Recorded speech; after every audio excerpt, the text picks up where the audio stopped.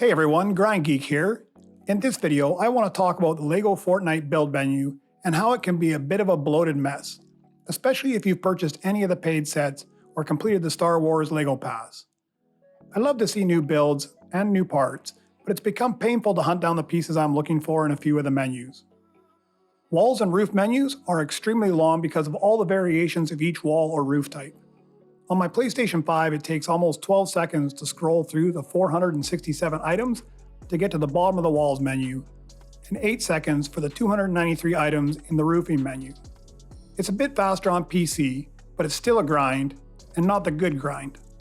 With today's release for the fast travel and the addition of the Pirate's Lifestyle Kit in the item shop, there are even more pieces to play with. I've also seen posts that Colombo will release later this month and the Dark Forest in October. If these are to be believed, it's logical to expect more build releases and new LEGO passes with free and pay reward tracks. As excited as I am to see these, it's only going to make the build menus even more overwhelming. I've not seen anything to suggest that LEGO Fortnite is working on something to simplify the build menu, so I've taken it upon myself to fix the issue with my proposed menu modifications and filters. I'm going to break it down into 4 categories. First, an upgrade to the Recents menu. Second, archiving unwanted parts so they no longer appear in the build menu. Third, persistent filters that can be selected at will and will remain in place throughout the game session until you clear them manually or exit to the lobby. And fourth, quick filters that are applied when you open the build menu but are cleared when you exit the menu. Since I'm a PlayStation 5 player, I'll base my model on a controller setting, but the filters and menus would be the same whether you're on console or PC. Currently, the build menu looks like this. There's a top bar with primary categories such as toys, building parts, furniture, and decorations that are cycled through using L1 and R1. In most cases, there's a subcategory that breaks parts down into more specific categories such as walls, stairs, seating, or lighting, which can be selected using L2, R2. Once you've selected the subcategory you want, you can then scroll through the different assets, which are not filterable, but are placed within subcategories such as sinks, toilets, and tubs. On the right side of the screen, there's an item description window that can give a few more details on what resources are required to build the item.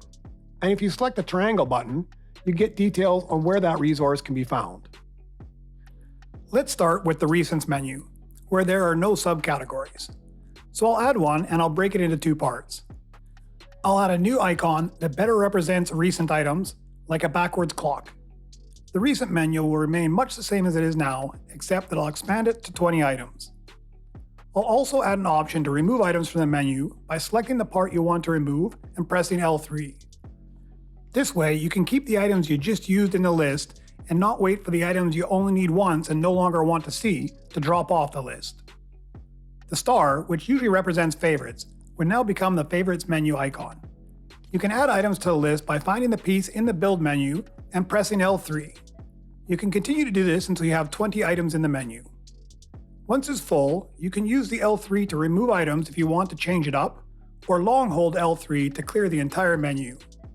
This menu will be helpful if you're creating a specific style build when you need quick access to the same parts over and over again.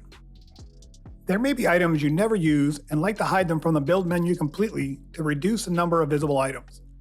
To do this, I'll create an archive function where you select the item you no longer want in the build menu and open the item description window. You can then use a long hold on L3 to remove it from the menu completely. You'll no longer see this in the game, and it will remain hidden from all subsequent games until you reactivate it. To add an archived item back to the build menu, you'll need to be in the lobby and navigate to the locker, where you can scroll down to the LEGO Kits section. You can then use the filter feature, which already exists but doesn't do anything, to find all the items you've archived. If you want to restore an item, select the part and long hold L3 to return it to the game build menu. Let's take a look at adding filters. I'll start with persistent filters that you can select and they'll remain in effect until you change them or exit the game. To do this, we'll need an interface, so I'll use the Utilities menu where there are currently no subcategories and only the stations and village items. I would add a section here for a global filter that applies to the entire build menu. You can select only the build kits you want to work with and which menus you want it to apply to. For example, you can select only the Star Wars Imperial, Rebel, and Mos Eisley build kits, and apply the filter only to the building parts menu, which contains the walls, roofs, etc. You'll still see all of the furniture and decorations from other build kits, but only the building parts for Star Wars. Once selected, these filters will remain active until you change or clear your selection, or exit the game to the lobby. That way, you can work on a build while eliminating a bunch of the items you're not interested in. Lastly, I have two different ideas for a quick filter.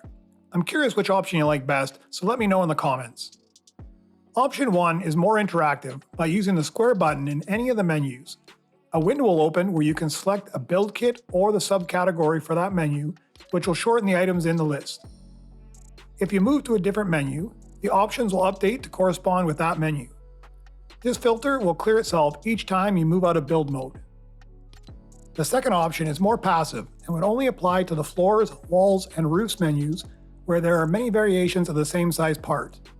When you enter this menu, instead of seeing the entire parts list, you'll only see a single part for each size. When you select the size you want, a new window comes up with all the style variations for that part. This way, instead of seeing hundreds of items in one long list, you would have 30 or 40 that narrow it down to the different styles. I've added a suggestion for build menu filters in the official LEGO Fortnite Discord under Feedback and Suggestions channel.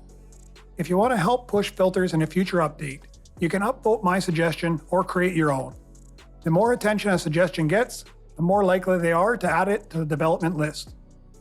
Thanks for taking the time to watch my video. If you made it this far and have enjoyed it and want to support me, you can use my creator code when purchasing in the item shop. I hope I've earned your like and your subscription, and have fun building. Hopefully with menus and filters in the near future.